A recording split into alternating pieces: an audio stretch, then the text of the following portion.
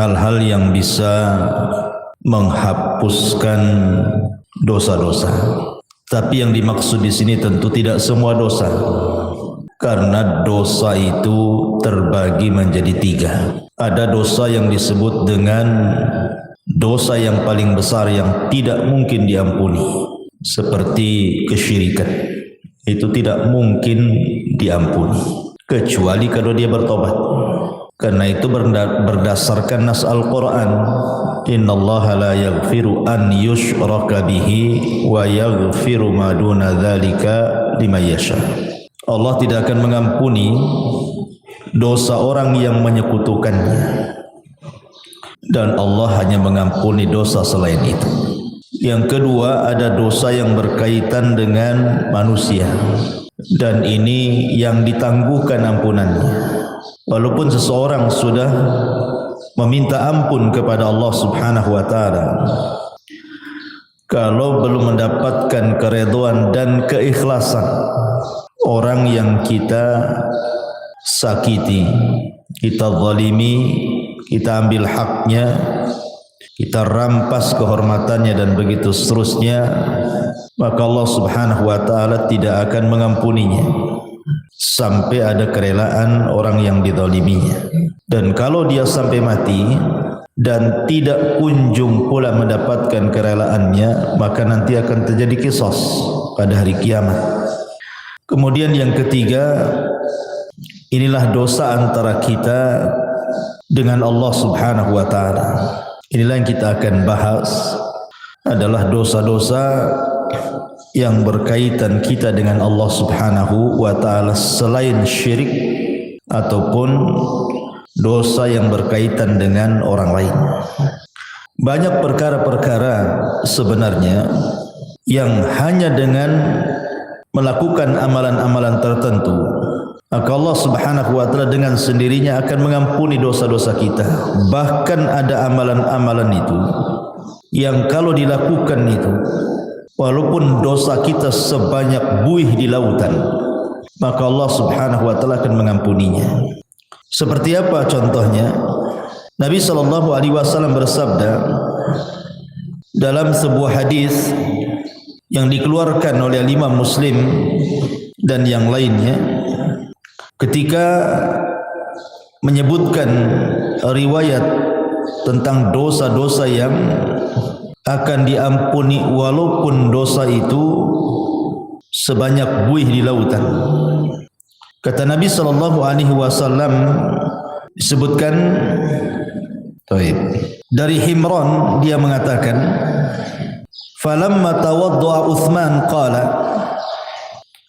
wallahi la uhadditsannakum haditsan wallahi laula ayah fi kitabillahi ma haddatskumuhu inni sami'tu Rasulullah sallallahu alaihi wasallam yaqul la yatawadda rajulun fayuhsinu wudu'ahu thumma yusalli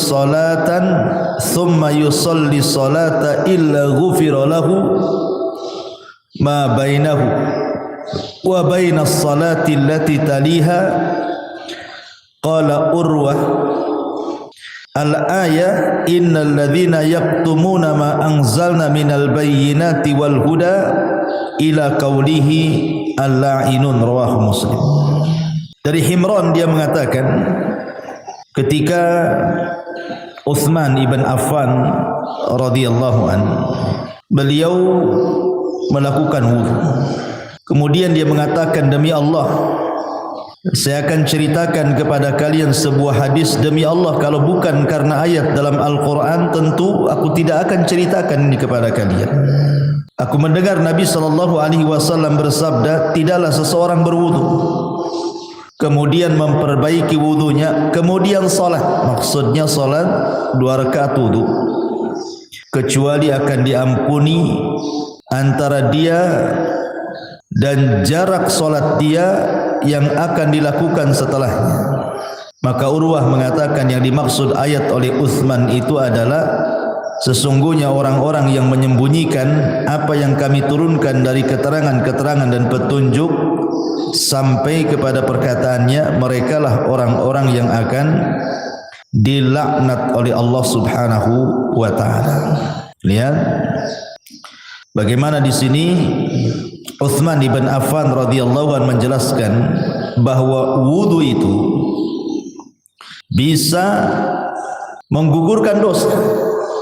Jadi tetesan-tetesan air wudu itu bisa menggugurkan dosa kita. Artinya bahwa hanya semata-mata kita berwudu itu sudah diteteskan dosa-dosa kita lewat air wudu tadi. Bahkan Nabi SAW juga mengatakan dalam riwayat Muslim dari Abi Hurairah radhiyallahu anhu, "Man sabbahallaha fi duburi kulli salatin thalathan wa thalathin wa hamidallaha thalathan wa thalathin wa kabbarallaha thalathan wa thalathin fatilka tis'atan wa tis'un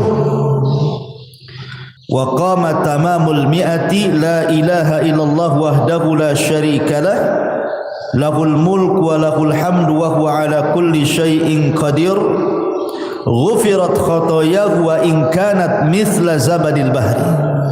Jadi kalau seandainya wudu tadi ibu itu sudah menggugurkan dosa, semata-mata ibu wudu itu bisa menggugurkan dosa tuh dari air wudu itu.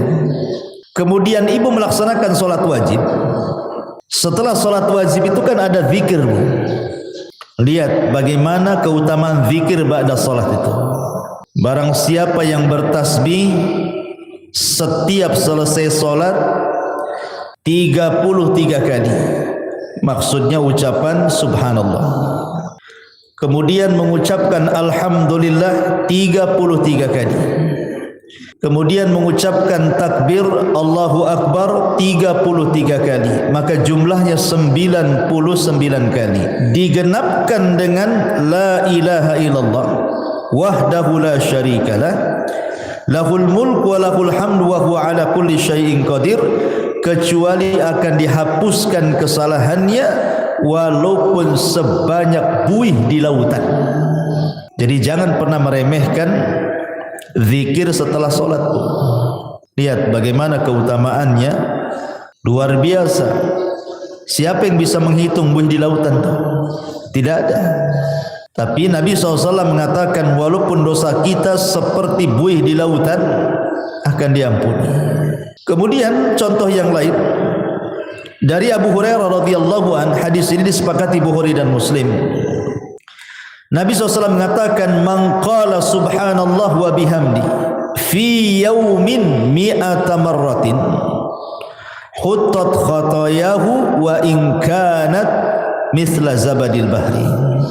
Siapa yang melazimkan ucapan subhanallah wa bihamdi, kan mudah bu ya, subhanallah wa bihamdi, sekali dengar saja hafal tuh. Fi yaumin mi'ata marrah, dalam satu hari itu 100 kali. Pamannya ibu bagilah, pagi berapa kali, siang berapa kali, sore berapa kali, malam berapa kali, pokoknya 100 kali dalam sehari. Tapi lihat pahalanya, maka akan dihapuskan kesalahannya walaupun seperti buih di lautan. Subhanallah, hanya mengucapkan subhanallah wa bihamdi 100 kali itu sudah menghapuskan kesalahan kita walaupun sejumlah buih di lautan.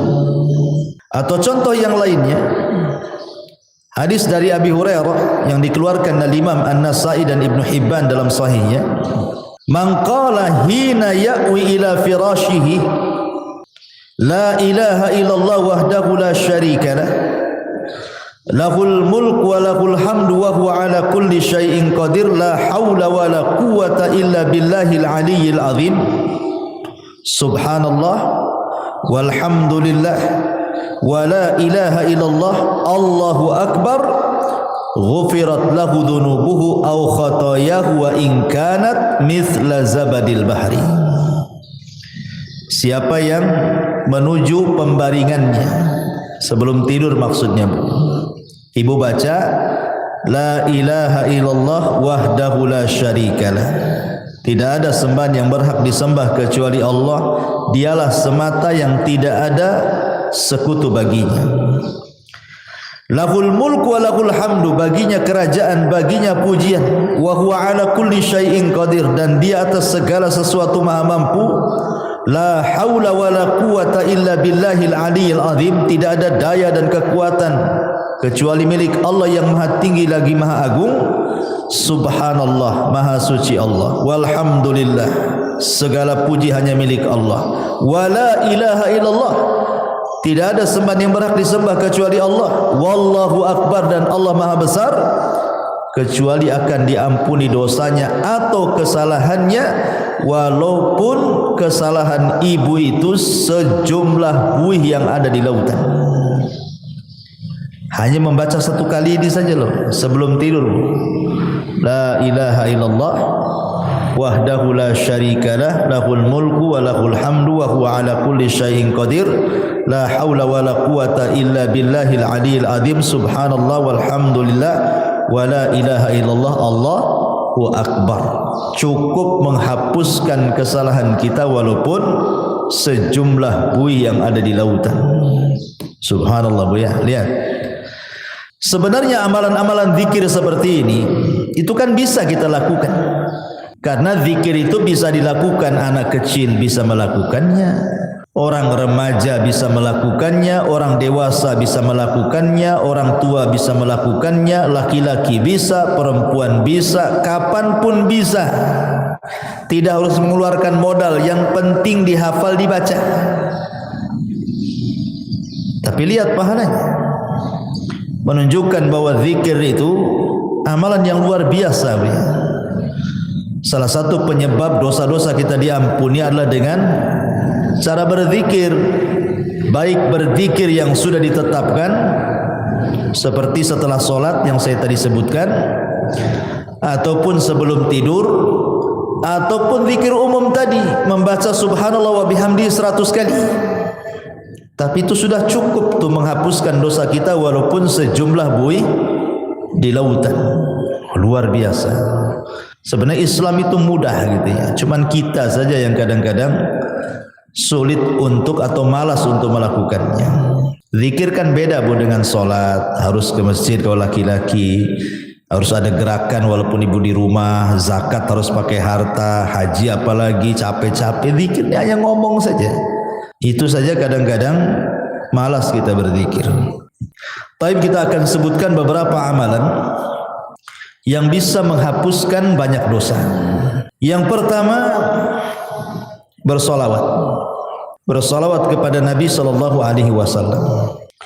Dari Anas radhiyallahu an, Nabi sallallahu alaihi wasallam bersabda, "Man shalla alayya salatan wahidatan sallallahu biha asyra salawatin wa khutta anhu biha asyra sayyiatin wa rafa'ahu Allahu biha asyra darajat." Barang siapa yang bersalawat kepadaku satu kali, kata Rasulullah, maka Rasul akan bersalawat 10 kali kepada kita, dan kesalahan kita akan dihapus sebanyak 10 kesalahan, dan kita akan diangkat dengan 10 tingkatan. Hanya bersalawat saja Bu. Allahumma salli ala Sayyidina Muhammad. Hanya ngomong begitu, maka Allah akan utus malaikat membawa salawat kita menuju mana? Malaikat akan datang ke kuburan Nabi, kemudian akan memberitahukan kepada Nabi kita bahwa ada di antara umatmu yang bersalawat kepadamu. Maka Rasul akan bersalawat 10 kali kepada kita. Subhanallah, apalah sulitnya bersalawat sambil jalan dari sini pulang, atau tadi dari rumah ke sini Allahumma sholli ala Muhammad, kan enggak ada susah. Biasakan. Kalau bisa setiap ibu kaget itu yang dibaca. Karena saya di masyarakat itu aneh-aneh, kalau orang kaget apa pula yang diomongkan tuh. Ya. Bahkan saya punya kawan tuh, kalau kaget bilang jangkrik. Kan sayang gitu. Kaget saja jangkrik katanya. Ya Allah kan. Apa susahnya Allahumma sholli ala Muhammad daripada jangkrik yang disebut? Ya, jadi salawat itu satu kali sudah menghapuskan 10 kesalahan dari kita, mengangkat lagi 10 derajat dari kita. Rasul pula bersalawat 10 kali kepada kita. Ini yang pertama. Yang kedua adalah al-istighfar. Astagfirullah, astagfirullah, kan itu Bu ya. Kan mudah itu istighfar, sambil sini jalan pulang itu kan bisa astagfirullah, astagfirullah gitu ya.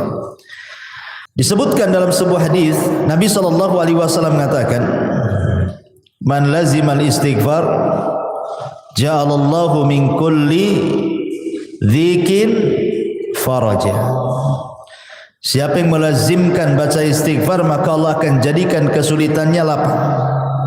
Bahkan Nabi Allah Subhanahu wa taala berfirman, "Wa man ya'mal su'an aw yadhlim nafsah thumma yastaghfirillah yajidillah ghafurar rahimah." Siapa yang melakukan kesalahan dan menzalimi dirinya kemudian dia memperbanyak istighfar, maka Allah Subhanahu wa taala akan mengampuni dosanya karena dia zat yang maha pengampun lagi maha penyayang. Dan lebih khusus lagi Rasul mengatakan, man istaghfarallaha fi duburi kulli salatin 3 marrat faqala astaghfirullah alladzi la ilaha illahu al-hayyul qayyum wa atubu ilaihi ghufira lahu wa in kana qad farra minaz zahfi. Barang siapa yang mengucapkan astagfirullah setiap selesai solat 3 kali saja, astaghfirullah alladzi la ilaha illahu al-hayyul qayyum wa atubu ilaihi, maka Allah akan ampuni walaupun dia membawa dosa pernah lari dari pertempuran. Lari dari peperangan itu Bu, dosa besar. Enggak boleh orang lari dari peperangan itu, kecuali kalau musuhnya lebih banyak. Umpamanya lebih dari 3 orang, 1 melawan 3 orang, boleh lari. Tapi 1 melawan 2 orang enggak boleh lari. Sebab kalau lari dosa besar. Walaupun dia punya dosa besar lari dari pertempuran, kalau dia istighfar 3 kali setelah sholat, Allah akan ampuni dosanya. Luar biasa. Ini yang kedua. Yang ketiga, salawatul khams, salat 5 waktu. Dari Abu Hurairah radhiyallahu an, Nabi SAW bersabda yang dikeluarkan Imam Muslim, as-salawatul khamsu wal jum'ati ilal jum'ati kafaratun lima bainahunna ma lam taghshal kabair. Salat 5 waktu dan Jumat ke Jumat adalah kafarah bagi dosa-dosanya selama dia tidak menenggelamkan diri dengan dosa besar. Sekarang ini Bu, melakukan dosa kecil itu mudah sekali. Kalau dulu mungkinlah ya melakukan dosa kecil tetapi agak sulit gitu ya. Tapi kalau sekarang ini hampir tiap hari kita melakukan dosa kecil Bu. Karena setiap kita ini punya handphone masalahnya. Terkadang di handphone itu kan nengok YouTube, nengok Facebook, nengok TikTok, ya kan? Atau apalah gitu ya. Terkadang nengok aurat di situ, entah laki-laki entah perempuan. Ya, yang di iklan-iklan lewat gitu kan. Kadang-kadang yang lewat di iklan itu kan enggak pakai jilbab juga tuh. Kadang-kadang ada yang lagi sepak bola gitu kan, di atas lutut celananya itu kan aurat laki-laki. Kadang terlihat laki-laki, terlihat aurat perempuan hampir setiap hari. Entah di iklan, entah di apa gitu kan. Itu kan termasuk dosa kecil. Maka kalau seseorang kemudian melanggengkan solat 5 waktu, maka solat dari zuhur ke asar, asar ke maghrib, maghrib ke isya, isya ke subuh, subuh ke zuhur, itu di antara selang waktu solat wajib ke wajib berikutnya itu menghapuskan dosa. Bahkan di zaman Nabi ada seorang anak muda itu berkhalwat dengan seorang perempuan, tapi tidak melakukan zina, maksudnya zina benaran. Hanya mungkin ya pegang-pegang, peluk-peluk, cium-cium gitu saja kan. Tapi tidak sampai zina besar. Tapi di mata para sahabat, dosa yang seperti itu sudah dianggap dosa besar itu. Nyesel dia. Datang dia kepada Nabi. Rasul, saya sudah melakukan dosa besar katanya. Kenapa? Kata Rasul, tadi saya berkhalwat dengan seorang perempuan begini, tapi tidak sampai melakukan zina besar. Hanya berkhalwat saja. Kata Nabi SAW, hal shallaital asra ma'iya jama'atan. Apakah tadi engkau salat asar bersamaku jamaah? Kata anak muda ini, ya wahai Rasul. Apa kata Rasul? Idhab faqad ghafarallahu lak. Pergi kamu, Allah sudah ampuni dosamu. Kenapa? Karena Allah mengatakan innal hasanat yudhibna sayyi'at, bahwa kebaikan-kebaikan itu bisa menghapuskan keburukan. Baik, selanjutnya apa lagi? Sedekah. Dalam sebuah hadis yang dikeluarkan ataupun dari sahabat Hudzaifah bin Yaman, ketika Umar bin Khattab radhiyallahu an menanyakan kepada Hudzaifah soal fitnah yang akan terjadi di akhir zaman, maka kemudian adalah yang kemudian Hudzaifah bin Yaman mengatakan, ana sami'tuhu yaqul, aku mendengar Nabi SAW bersabda, kata Hudzaifah, fitnatur rajuli fi ahlihi wa malihi wa jarihi tukaffiruha as-salatu was-siyamu was-sadaqah. Fitnah seseorang dari keluarganya, dari hartanya, dari tetangganya itu bisa digugurkan dengan salat, puasa dan sedekah. Jadi sedekah juga bisa menggugurkan dosa. Bahkan kalau seandainya sedekah itu dilakukan secara sirriyah, tidak terang-terangan, Bu, yang tahu hanya ibu dengan Allah Subhanahu wa taala saja. Gimana caranya Ustaz sedekah sirriyah itu? Oh, gampang. Sekarang kan di handphone itu sudah banyak tuh program SMS banking itu, Bu, ya. Kirim saja lewat SMS banking. Kemudian coret namanya, kan nampak tuh. Pengirimnya dicoret, kan tidak ada yang tahu siapa pengirimnya. Sudah gitu saja, tinggal konfirmasi. Ya, jangan dikasih tahu konfirmasinya. Kalau udah tahu nomornya, tahu pula dia kan, pakai nomor lain. Ya, jadi orang tak tahu yang nerima sumbangan tuh. Makanya Nabi SAW mengatakan shadaqatus sir tudfi'u ghadaba rabb. Bahwa sedekah yang tidak terang-terangan itu bisa menghilangkan kemurkaan Allah Subhanahu wa taala.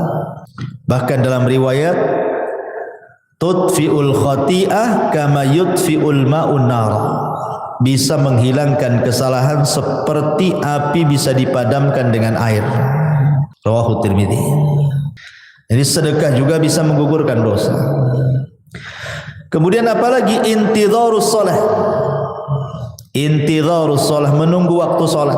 Rindu rasanya ibu itu di rumah itu, kapan duhur kok lama kali ya, katanya. Nanti sudah sholat duhur, kapan asar ini kok lama kali.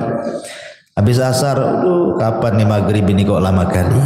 Ini terbalik, aduh udah duhur lagi katanya. Nanti asar, cepat kali waktu ini, baru tadi itu sudah asar. Nah itu sholat jadi beban bagi dia tuh kalau ngomong kayak gitu tuh. Tapi kalau orang rindu menunggu sholat dan ingin sholat kembali, maka Nabi SAW mengatakan, isbagul wudu fil makari wa i'malul aqdam ilal masajid wa intidharus salati ba'das salah yughassilul khataya ghuslan. Sempurnakan wudumu ketika engkau susah untuk berwudu, entah airnya dingin, kayak sekarang kan lagi hujan terus nih di Batam nih, perasaan greges terus kan, Bu, ya, dingin-dingin terus. Apalagi datang subuh, nengok air kayak nengok es gitu ya. Tapi dipaksakan wudu, nah, itu namanya menyempurnakan wudu. Gak suka nyentuh air pun tetap dia berwudu. Ataupun melangkahkan kaki ke masjid, ataupun menunggu sholat setelah sholat, maka itu bisa mencuci kesalahan-kesalahannya. Hadis ini sahih ala syarti Muslim dan dikatakan oleh Syekh Albani sebagai hadis sahih. Jadi menunggu salat ke salat itu bisa menggugurkan dosa. Kemudian apalagi seseorang yang terkena penyakit ataupun seseorang yang dilanda kesulitan, kesedihan, masalah gitu ya. Kemudian dia sabar. Kata Nabi SAW dari hadis Aisyah radhiyallahu anha, "Ma min musibatin tusibul muslim illa kaffarallahu biha anhu hatta syaukata yusyakah. Rawahul Bukhari. Tidaklah sebuah musibah menimpa seorang muslim kecuali Allah Subhanahu wa taala akan jadikan itu kafarah bagi dia, penghapus dosa-dosanya. Sampai kepada duri yang menancap sekalipun kalau dia sabar. Pamannya ibu nih jalan kaki dari sini, tiba-tiba kok adalah yang nancap itu, entah tusuk sate gitu ya, atau mungkin duri tanaman. Kemudian ibu merasakan sakit, tapi ibu tidak ngeluh, ibu sabar gitu ya. Alhamdulillah, mudah-mudahan ini jadi penghapus dosa gitu ya. Itu bisa menghapuskan dosa tuh. Ya, tapi jangan ditusukkan, ambil peniti, tusukkan pula kan itu. Itu sengaja ditusuk-tusukkan itu. Tak boleh itu menyakiti badan, karena badan ini milik Allah. Dari ujung rambut sampai kaki itu milik Allah, tidak boleh disakiti. Kalau kita disakiti oleh diri sendiri, sengaja ambil peniti dicolokkan gitu ya ke badan kita, berdosa kita. Karena badan ini amanah Allah, milik Allah semuanya, harus dijaga. Ya. Kemudian juga mengucapkan alhamdulillah setelah makan, Bu. Ibu makan nih, makan apa saja, entah makan nasi, entah makan bakso, entah makan mie, entah makan apa sajalah ya. Yang penting setelah makan, ibu mengucapkan alhamdulillah. Man akala ta'aman thumma qala alhamdulillah. Barang siapa yang mengucapkan alhamdulillah setelah dia makan, maka ghufira lahu ma taqaddama min dzambihi wa ma ta'akhkhar. Dia akan dihapuskan dosa-dosanya yang telah dan yang berlalu. Subhanallah. Hanya mengucapkan alhamdulillah saja habis makan, Bu, itu sudah bisa menghapuskan dosa, kan luar biasa. Apalah susahnya alhamdulillah habis makan, ya. Kemudian juga ketika sholat, Bu, ketika amin, ketika imam mengatakan ghairil maghdubi alaihim waladdallin, amin, ya gitu ya. Ketika imam mengatakan amin, nah kita juga ikut tuh amin. Artinya aminnya imam dengan aminnya makmum itu harus sama. Jangan imam dulu baru makmum, tidak. Dengar imam waladzalin saja, langsung ibu amin. Jadi aminnya ibu dengan aminnya imam itu sama. Maka kata Nabi SAW, idza ammanal imam fa'aminu fa innahu man wafaqa ta'minahu ta'minal malaikati ghufira lahu ma taqaddama min dzambi. Lihat, apabila imam mengucapkan amin, maka aminlah. Maka barang siapa yang cocok antara aminnya ia dengan aminnya makmum, setara gitu ya, sama-sama, kemudian bertepatan pula dengan aminnya malaikat, maka akan diampuni dosa-dosanya. Coba ngucapin amin saja loh, diampuni dosanya, luar biasa. Ya, tapi yang benar, jangan kayak anak-anak amin, yang kayak gitu ya. Jadi harus ada wazannya amin itu. Amin itu dibaca dua wazan, Bu. Bisa menggunakan wazan fa'ilun, ya, atau fa'ilun, dibaca amin atau amin. Nah, dua bacaan, Bu. Amin itu dua bacaan, ala wazni fa'ilun atau fa'ilun gitu ya.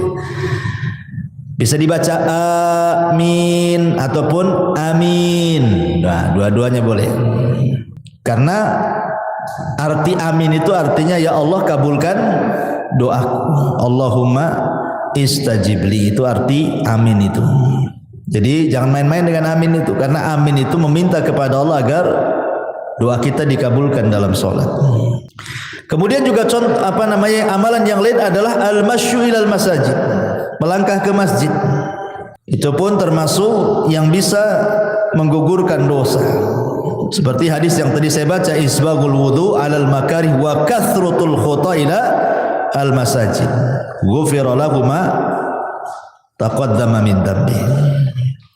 Kemudian juga yang selanjutnya, bagi laki-laki al muhafadzati ala salatil jum'ah, yang menjaga salat Jumat. Karena Rasul mengatakan al-jum'atu ila al-jum'ati kafaratun lima bainahuma. Subhanallah. Jadi kalau seorang laki-laki melaksanakan Jumat nih, pemain Jumat ini, betul-betul dia melaksanakan Jumat lah.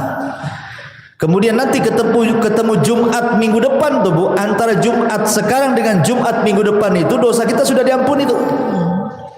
Ya, makanya ibu dorong suami itu jangan malas-malas ke masjid untuk sholat Jumat kalau datang Jumatan itu. Cepatlah bang ke masjid biar dapat unta. Nanti kalau terakhir nggak dapat tuh telur ayam pun tidak dapat gitu ya. Kemudian juga yang bisa menghapuskan dosa adalah kafaratul majlis Bu. Ingat ibu ya, kafaratul majlis itu penting Bu. Ibu umpamanya datang ke arisan atau mungkin datang ke kondangan, atau ibu main ke rumah kawan, entah berdua, entah bertiga, entah berempat, ngobrol lah ibu di situ sambil makan rujak, ya kan?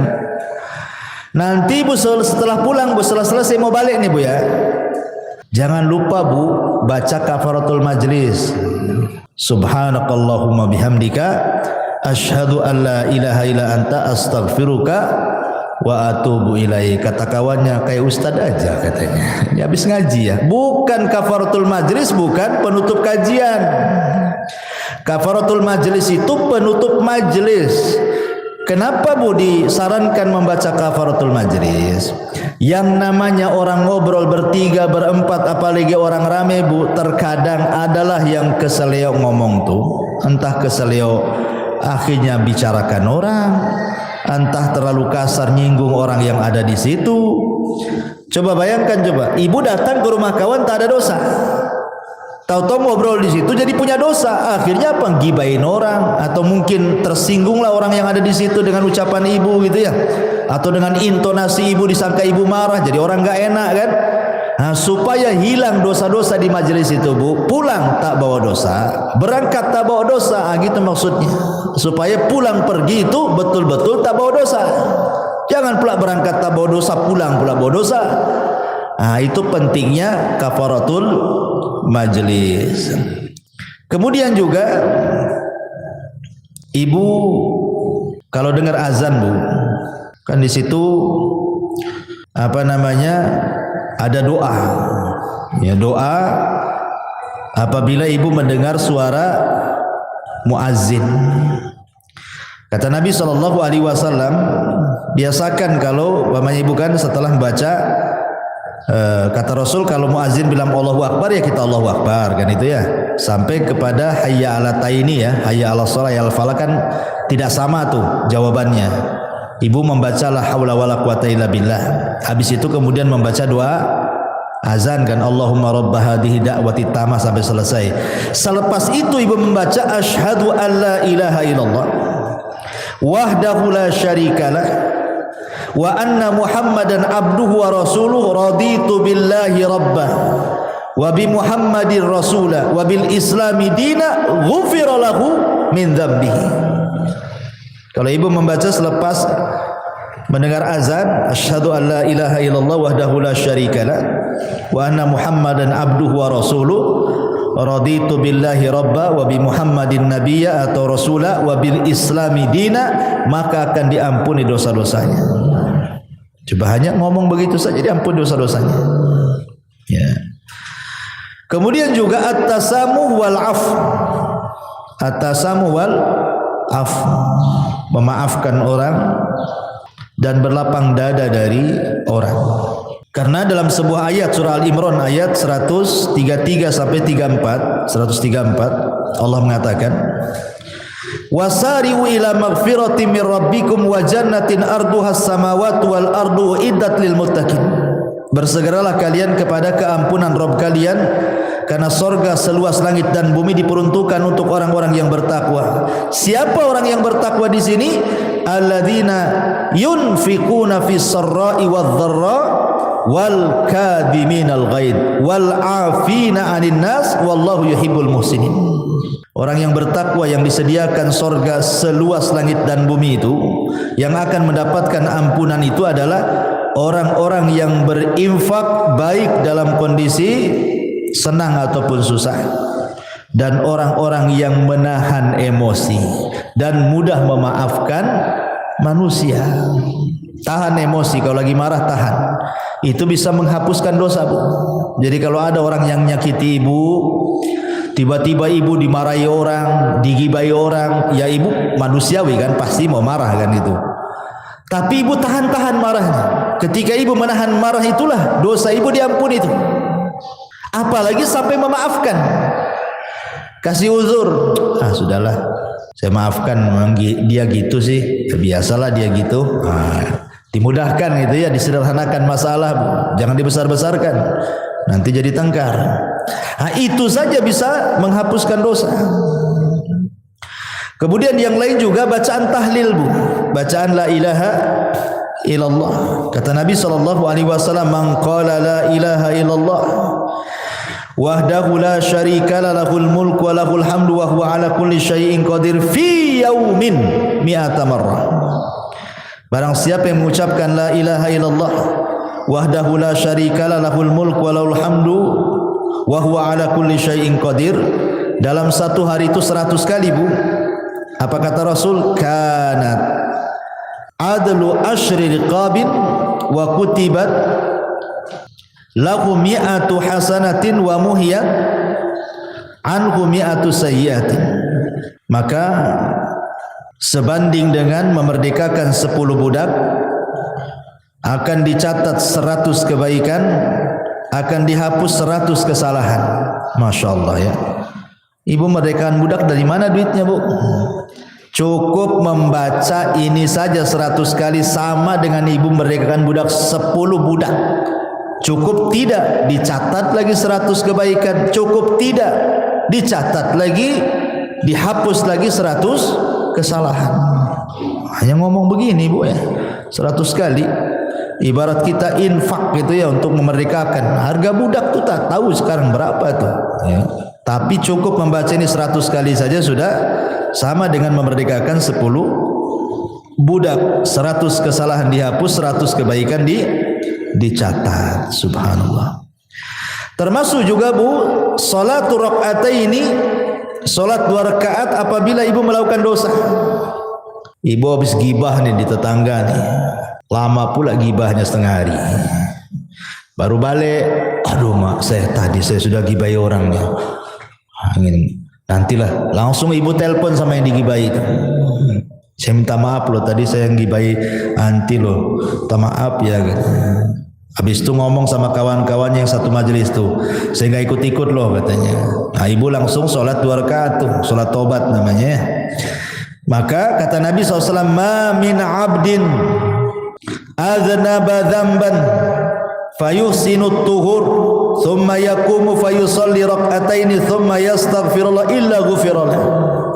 Tidaklah seorang hamba melakukan dosa kemudian dia memperbaiki wudu, kemudian dia salat 2 rakaat salat tobat, bertobat kepada Allah, kecuali Allah akan ampuni itu dosa-dosanya ya. Kemudian juga yang bisa menghapuskan dosa adalah ittiba'us sayyi'ah al-hasanah, ikuti yang buruk dengan yang baik. Jadi kalau seandainya satu hari ini kita melakukan keburukan, maka buatlah satu hari ini juga melakukan kebaikan. Boleh jadi mungkin satu hari ini ibu tidak sadar marahi orang. Orang yang dimarahinya mungkin ya kita tidak tahu apakah dia menerima atau tidak gitu kan. Tapi mungkin ibu melakukan hal yang sama. Nah, buatlah kebaikan di situ juga. Kalau tadi marah-marah, sekarang ngomong yang baik-baik, yang santun-santun sama orang gitu ya. Jadi imbangi itu keburukan dengan kebaikan. Sebagaimana yang sering saya katakan, kalau ibu melakukan dosa yang tidak terang-terangan dalam satu hari ini 2 kali, maka lakukan juga amalan yang baik yang tidak terang-terangan 2 kali juga, supaya bisa menghapus kesalahan tadi. Karena Rasul yang mengatakan wa atbi'is sayyi'atal hasanata tamhuha, ikutilah yang buruk dengan yang baik. Yang baik itu pasti mengalahkan yang buruk. Innal hasanat yudhibnas sayyi'at, karena kebaikan itu bisa menghilangkan keburukan. Termasuk juga orang-orang yang mati syahid, orang-orang yang terlibat dalam perang gitu ya. Karena Rasul yang mengatakan Allah akan mengampuni dosa orang yang mati syahid apapun dosanya kecuali utang. Kecuali kalau dia punya utang lain, kata Rasul. Termasuk juga at-taubatus shadiqah, bertobat betul-betul sebelum matahari terbit dari barat ataupun sebelum nyawa di kerongkongan. Nah, itu bisa menghapuskan dosa. Termasuk juga puasa. Pertama puasa Asyura, puasa di bulan Muharram, tanggal 10 bulan Muharram. Kata Rasul, yukaffiru sanatal madiyah, menghapuskan dosa 1 tahun ke belakang, rawahu Muslim. Ataupun puasa Arafah tanggal 9 bulan Dzulhijjah umpamanya ya. Rasul mengatakan yukaffiru sayyi'atal madiyatal baqiyah. Kalau puasa tanggal 9 Dzulhijjah ini lebih hebat lagi pahalanya, dihapuskan kesalahannya setahun ke belakang dan setahun ke depan, luar biasa. Ataupun puasa bulan Ramadan. Nah, itu kalau Ramadan jelas-jelas Bu ya, puasanya, sholat malamnya, Lailatul Qadarnya, itu menghapuskan dosa semua tuh. Kata Nabi SAW, man shoma Ramadanan, wa fi riwayatin man qama Ramadanan, wa fi riwayatin man qama Lailatul Qadrin imanan wa ihtisaban ghufira lahu ma taqaddama min dambi. Barang siapa yang puasa di bulan Ramadan, dalam riwayat barang siapa yang salat malam di bulan Ramadan, dalam riwayat yang lain barang siapa yang mendirikan Lailatul Qadar penuh iman dan mengharap pahala, maka Allah akan ampuni dosa-dosanya. Nah, ini juga perkara-perkara yang bisa menghapuskan dosa, termasuk haji dan umroh kalau ibu punya uang. Karena Nabi SAW yang mengatakan, man hajja lillahi falam yarfus walam yafsuq raja'a ka yaumin waladathu ummuhu. Siapa yang haji karena Allah Bu, bukan karena manusia, dia tidak mengeluarkan kata-kata kotor selama haji, tidak melakukan kemungkaran selama haji, kefasikan, kecuali pulang Bu seperti anak bayi. Anak bayi kan gak punya dosa Bu. Nah, itulah keutamaan orang haji. Pulang saja gak punya dosa dia. Begitu juga umroh. Al-umratu ilal umrati kafaratun lima bainakuma. Umroh satu ke umroh berikutnya itu setahun namanya umroh nih. Tahun ini umroh, tahun depan umroh lagi. Setahun itu dihapuskan dosa-dosanya dari umroh ke umroh. Subhanallah ya. Maka ini kesempatan bagi orang-orang kaya nih. Kalau memang punya uang berangkat. Ya. Karena ini salah satu yang bisa menggugurkan dosa. Tentu yang paling besar dari semuanya, dari semua yang saya jelaskan dari awal sampai akhir tadi, yang paling besar yang bisa menghapuskan dosa adalah at-tauhid. Ya. Tidak menyekutukan Allah, tidak menyekutukan Allah, dan beriman kepada dan beramal saleh. Tauhid, tauhid ini penting. Kemudian juga amal soleh secara umum, apapun amal solehnya. Sebagaimana Allah mengatakan dalam surah Al-Ankabut ayat 7, walladzina amanu wa amilus salihat lanukaffiranna anhum sayyi'atihim. Orang-orang yang beriman dan beramal saleh, sungguh kami akan menggugurkan kesalahan-kesalahan mereka. Termasuk berusaha menjauhi dosa-dosa besar. Dalam surah An-Nisa 31 Allah mengatakan in tajtanibu kabaira ma tunhauna anhu nukaffiru ankum sayyi'atikum.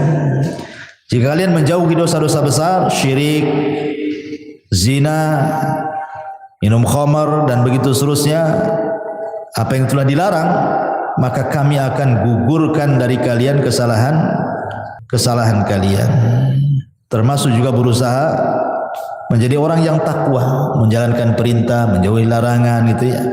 Karena Allah mengatakan wa man yattaqillaha yukaffir anhu sayyiatihi, barang siapa yang bertakwa kepada Allah maka Allah akan hapuskan dosa-dosanya. Dan juga penting taubah as-sadiqah, betul-betul bertobat dengan tobat yang jujur. Tapi kalau seandainya ini berkaitan dengan dosa besar, maka ada tambahan, bukan hanya sekedar amalan-amalan yang saya tadi sebutkan. Kalau berkaitan dengan dosa besar, ada lagi tambahan. Pertama, ikhlas, niat ingin bertobat. Yang kedua, al-iqla', betul-betul melepas dosa dan meninggalkan. Yang ketiga, an-nadam, menyesal kenapa saya melakukan dosa. Yang keempat, aqdul azmi, betul-betul berjanji tidak mungkin kembali ke dosa itu.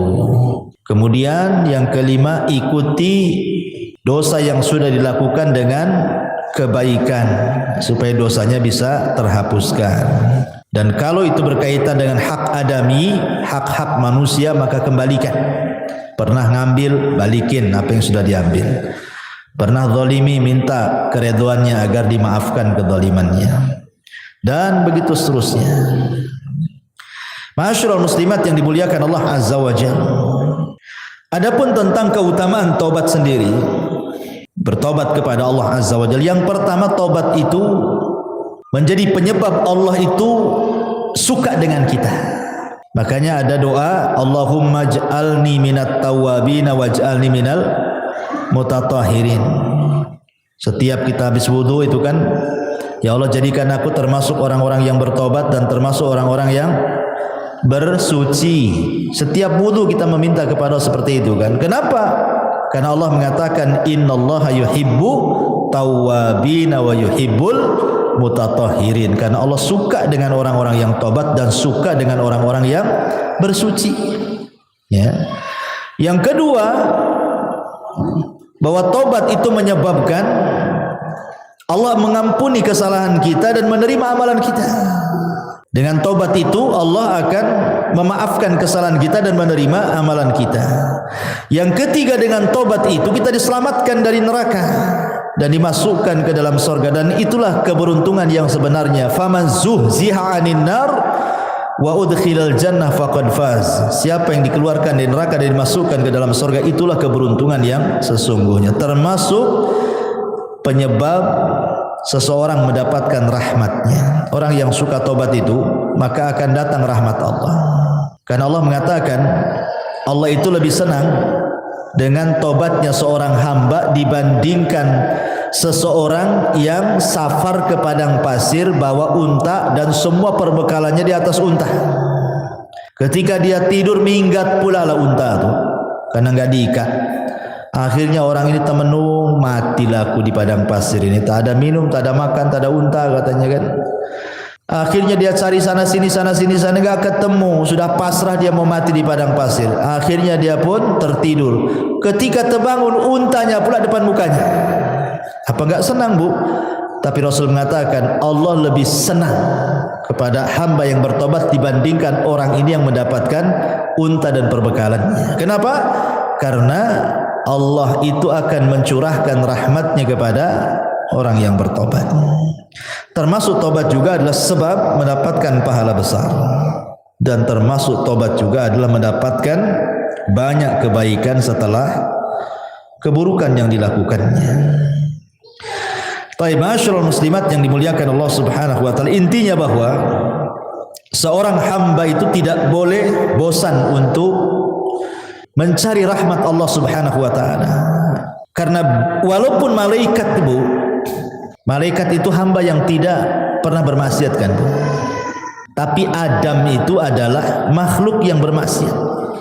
Tetapi Allah Subhanahu wa taala muliakan Adam dibandingkan malaikat kan, Bu. Adam bermaksiat, kemudian bertobat. Malaikat bertobat terus tak pernah maksiat. Tapi Allah muliakan Adam. Kenapa? Perhatikan hadis Nabi sallallahu alaihi wasallam. Kata Nabi sallallahu alaihi wasallam, "Walladzi nafsi biyadi, law lam tudhnibu la dhahaballahu bikum wa la jaa biqaumin yudhnibun fayastaghfirunallaha fayaghfiru lahum."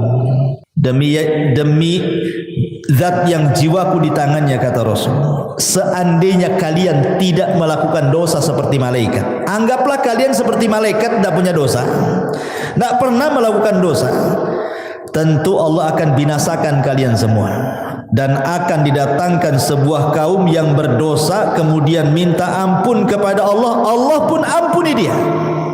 Kenapa? Karena Allah suka dengan orang yang bertobat. Lah macam mana orang bertobat kalau tak punya dosa? Kan bertobat tuh karena punya dosa, kemudian dia bertobat. Allah suka tuh dengan orang yang bertobat. Tapi jangan disengaja buat dosa, nanti tak sempat pula bertobat. Ya. Jadi maksudnya di sini adalah lihat bagaimana keutamaan orang yang bertobat kan. Karena memang Allah Subhanahu wa taala sudah memang melekatkan kepada anak Adam itu pasti berbuat dosa. Kullu bani Adam khata'un wa khairul khata'ina tawwabun, kan itu. Setiap anak Adam itu pasti dosa. Pasti melakukan dosa. Kalau ada ibu yang mengatakan saya tidak pernah berbuat dosa, kadzabti, dusta ibu ini. Dustakan orang yang mengatakan saya tidak pernah berbuat dosa. Karena dosa itu macam-macam.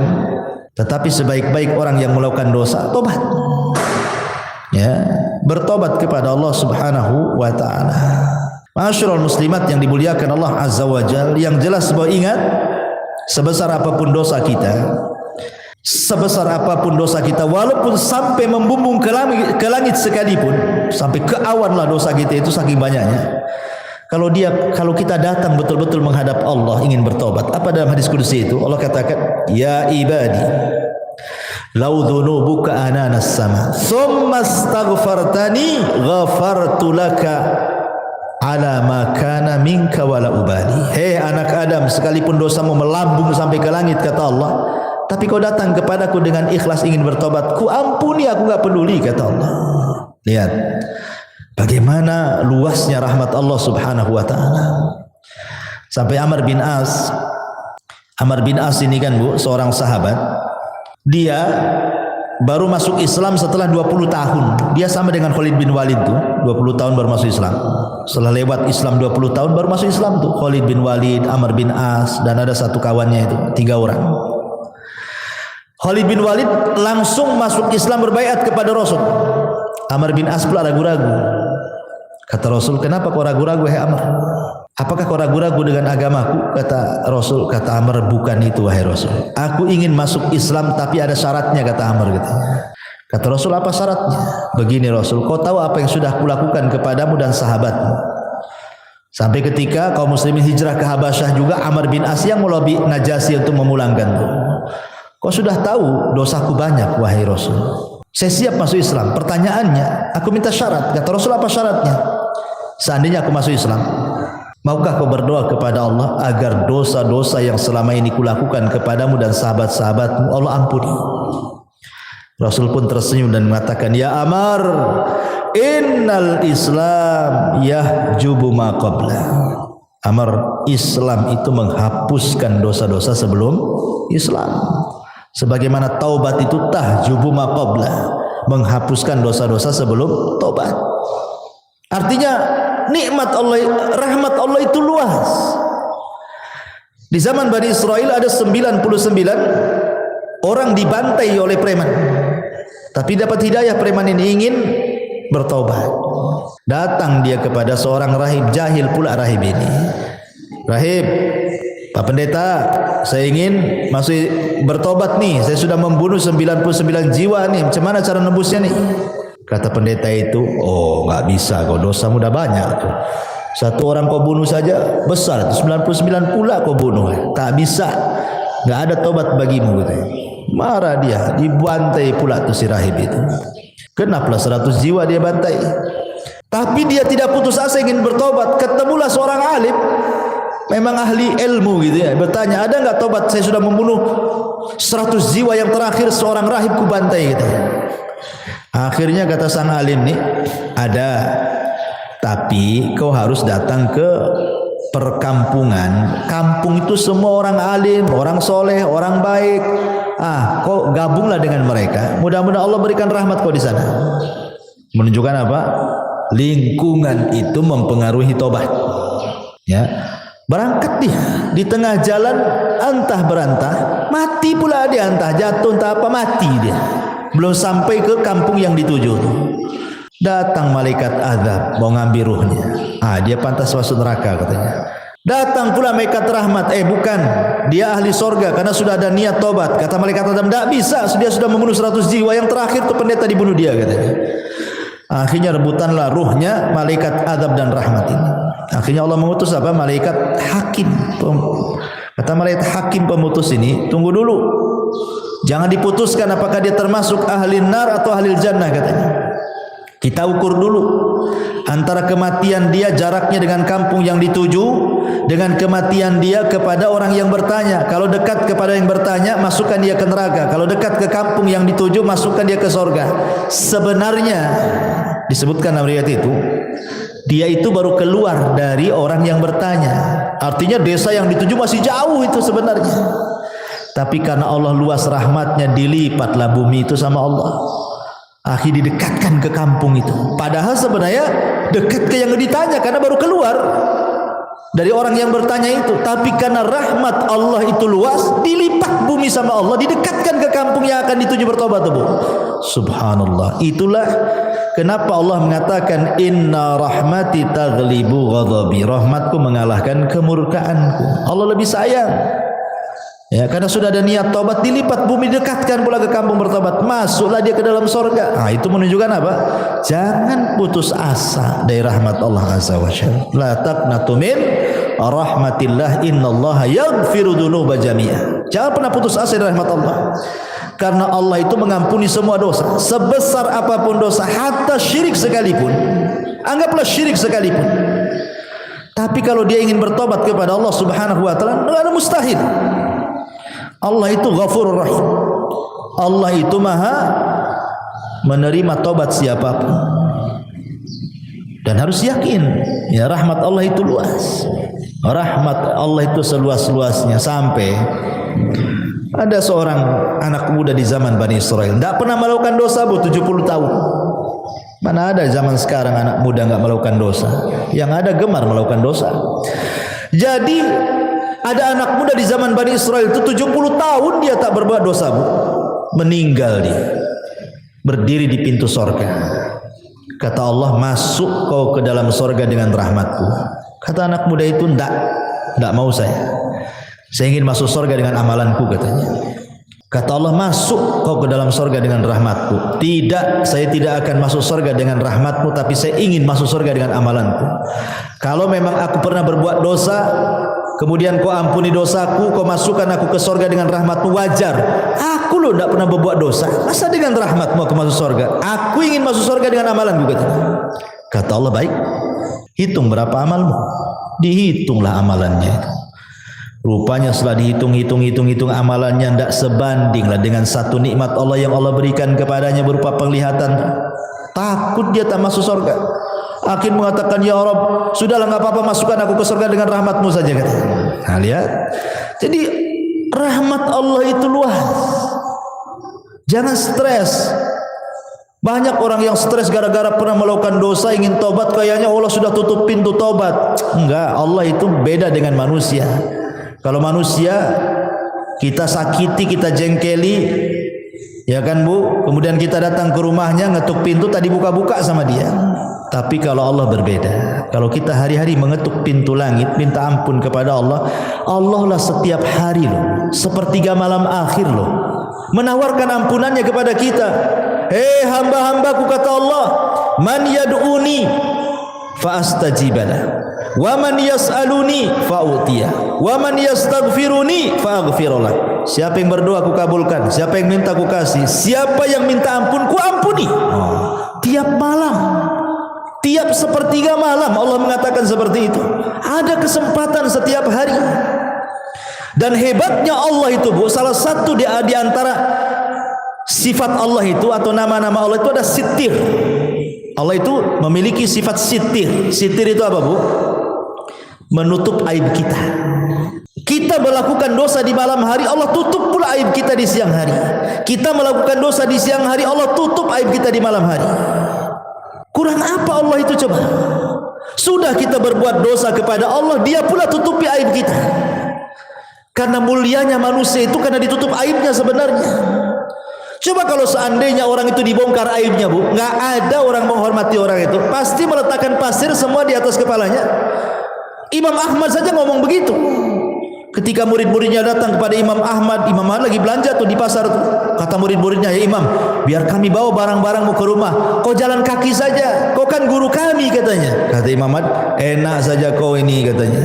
Kau kan nggak tahu aibku saja, kata Imam Ahmad. Kalau kau tahu aibku, Allah bongkar aibku, pasti kau letakkan pasti di atas kepalaku. Aku dihormati itu karena Allah tutup aibku, katanya. Semua manusia, mau ustadznya, mau santrinya, mau awamnya, mau menterinya, mau presidennya, mau siapapun manusia di dunia ini, Bu, kalau sempat Allah bongkar aibnya, nggak ada manusia itu dihormati sama sekali. Jangankan itu, gara-gara ngomong satu kali kepleset, Bu, yang tadinya ditokohkan, dibanggakan, dipuji, ngomong pula di YouTube salah, kepleset, menghina anu, menghina ini, dia dibully sama netizen, habislah dia, Bu. Itu baru kepleset satu tuh, sudah dihabiskan ya, nggak dihormati lagi, dicaci maki yang ada itu sama netizen. Gimana kalau satu umur dia betul-betul ditampakkan aibnya? Ya Allah ya Rabb, tidak ada manusia yang mulia di hadapan manusia. Bersyukur kita punya Allah itu Maha Sitir. Ya, sudah kita berbuat dosa, Allah tutup pula. Alhamdulillah. Dan habis itu Allah kasih pula peluang kita bertobat. Enak, Bu. Kalau ibu buat salah sama saya, Bu, ibu minta maaf, paling jawaban saya, nantilah tengoklah. Kalau pantas dimaafkan, saya maafkan. Kalau tak pantas, ya tak saya maafkan. Nah, itu kalau kita tuh. Kalau tidak, sudah kita berbuat salah sama Allah, Allah tutup aib kita, Allah kasih pula peluang tobat. Masya Allah.